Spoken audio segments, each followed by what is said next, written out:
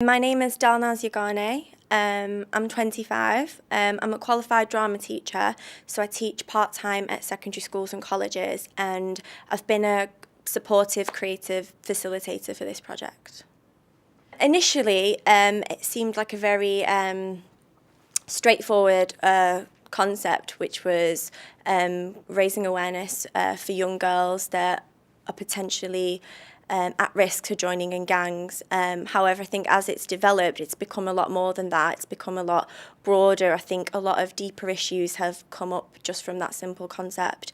So I think it means more to not just girls, but also young males as well. So it's like bringing it all together and looking at different social, economical aspects as well.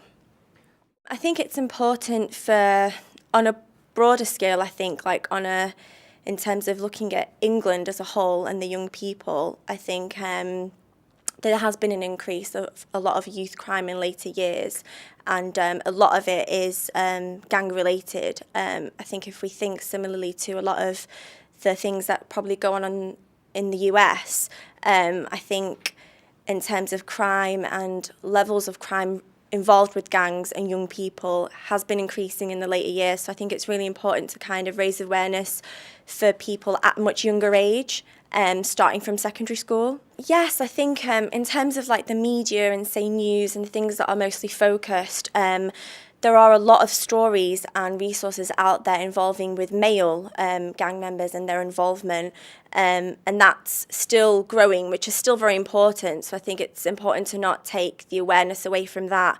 However, I think there will be this slight disclosure with young females for a number of reasons, I think. I think mainly due to the number of females that are hesitant to maybe come forward. So I think there's a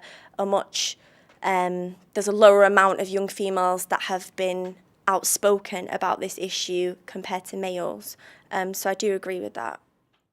Initially coming into an inner city school in Manchester has been successful simply for the reason of where the pupils are from, the teachers and the community around the school. I think everyone will have, even if it's not a first-hand experience of some sort of knowledge of gang-related issues and crimes. They'll have heard of someone that has been, or they'll have watched the news, and a lot of it is closer to home for them than I would say in any other school outside of the city. I think it's important for obviously the professionals come into the research side of things, so it's very important to have that.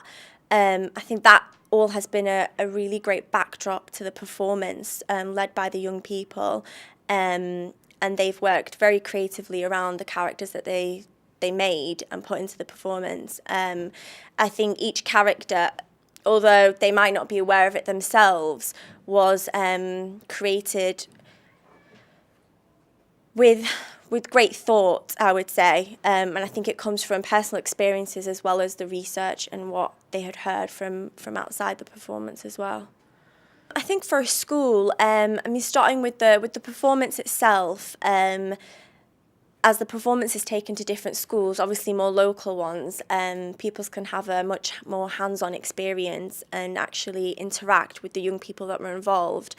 I think on a bigger scale, obviously the media aspects that we've created, the documentary, as you said, and the short film, can be used simply as resources in lessons. As a drama teacher, I can see other drama teachers or media teachers wanting to create schemes of work based on these resources and actually have that in each class year, say year 9s or year 10s.